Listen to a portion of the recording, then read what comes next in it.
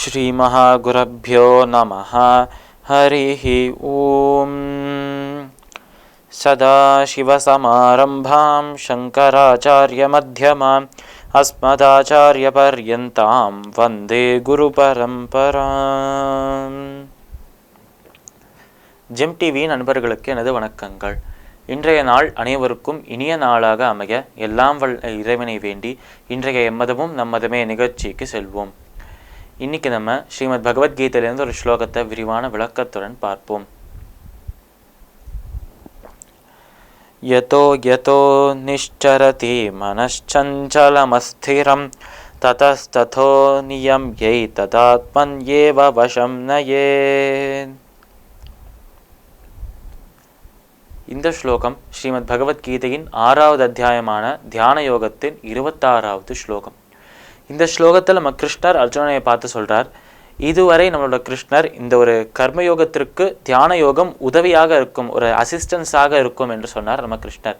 தியான யோகம் என்பது நம்மளோட மனதை கட்டுப்படுத்தி, நம்மளோட புலன்களையும் ஆசையையும் கட்டுப்படுத்தி நம்மளோட மனதை ஒருநிலைப்படுத்தி, அப்படி ஒருநிலைப்படுத்தப்பட்ட அந்த மனதை இறைவனிடம் செலுத்துவது தான் தியானம் என்று சொன்னார் நம்ம கிருஷ்ணர்.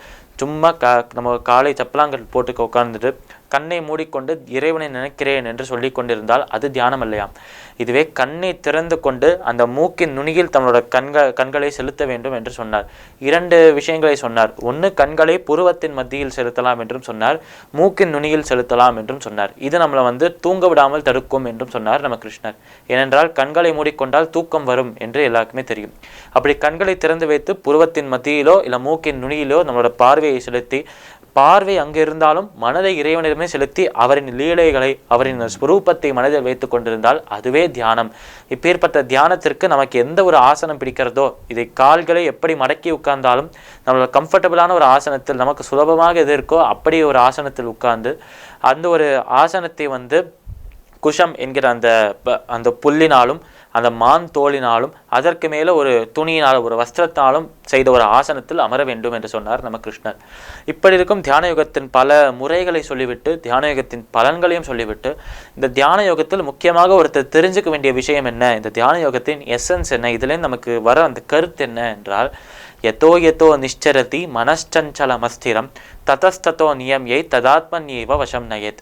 அதாவது கிருஷ்ணர் சொல்றார், தியான யோகம் நமக்கு என்ன அருளும், நமக்கு அந்த தியான யோகம் கொடுக்கக்கூடிய விஷயம் என்ன என்றால், யதோ யதோ நிஷ்சரதி மனச்சஞ்சலம் அஸ்திரம்.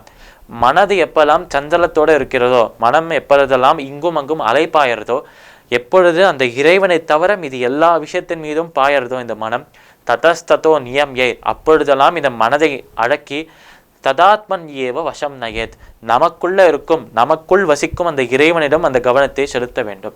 அதாவது இப்போ ஒருத்தருக்கு இந்த தியான யோகம் செய்யும் போது, தியானத்தை செய்யும் போது மனதுக்குள்ள ஆரம்பத்தில் ஒரு 2 நிமிஷம் அந்த சத்வகுணம் தனக்குள்ள இருக்கும்போது அந்த 2 நிமிஷம் அவர் அந்த இறைவனை நோக்கி தியானம் செய்யும் போது அந்த இறைவனின் ஸ்வரூபம், அவருக்கு இஷ்டமாக யார் வேணாலும் இருக்கலாம், எந்த இறைவன் வேணாலும் இருக்கலாம், அவருக்கு பிடித்தமான அந்த இறைவனை, அவருக்கு பிடித்தமான கடவுளை தன் மனதில் வைத்துக்கொண்டு அந்த கடவுளின் அந்த ஒரு சரிதத்தையோ அந்த ஒரு லீலைகளையோ அந்த சுரூபத்தையோ மனதில் வைத்துக்கொண்டு நினைத்து கொண்டே இருப்பார் அந்த நபர். இப்படி ஒரு முதல் 2 நிமிஷங்கள் முழுமையாக சத்வகுணத்தோடு, முழுமையாக கான்சன்ட்ரேஷனோட ஃபோக்கஸோடு இருப்பாராம். ஆனால் அந்த 2 நிமிஷத்தை தாண்டி விட்டால் ரஜோகுணமும் தமோகுணமும் உள்ள வர ஆரம்பிச்சிடும். ரஜோகுணம் உள்ள வந்து விட்டது என்றால் மனது ஏதோ ஒரு விஷயத்தை நினைத்து ரெஸ்ட்லெஸ்ஸாக இருக்குமாம், அலைப்பாய்ந்து கொண்டே இருக்குமாம். 2 நிமிடம் அந்த பகவானை நோக்கி தியானம் செய்ததால் கிடைத்த அந்த நிம்மதியை ஒரே நொடியில் இந்த ரஜோகுணம் வந்துவிட்டது என்றால் அழுத்துவிடும். நம்ம வீட்டில் இதை செய்தோமே, அடுத்து செய்தோமே, இது வீட்டுக்கு இப்போ போயிட்டு என்ன செய்வது, இப்படியெல்லாம் செய்தோமே, நம்ம வேலையை அவ ஏற்றுப்பாளா, இப்போ இது நாளைக்கு ஒரு டெஸ்ட் வர்றது, ஒரு பரீட்சை வர்றது, அதற்கு எப்படி படிக்கிறது, இப்படி ஒருத்தருக்கு ஒரு கவலைகள், மனதில் கஷ்டங்கள், குழப்பங்கள் இருக்கும். அதனால் தியான யோகத்தை செய்ய துவங்கும் போது அந்த இறைவனை பற்றி நினைத்திருக்கும் போதும், அந்த தியானத்தை முடிக்கிற வரைக்கும், அந்த தியானம் முடியும் வரை அந்த இறைவனை மனதில் வைத்திருக்க வேண்டும், வேறு எந்த எண்ணமும் வரக்கூடாது. இதுவும் ஒரு முக்கியமான விஷயம், முக்கியமான ஒரு முறை என்று சொன்னார் ராமகிருஷ்ணர்.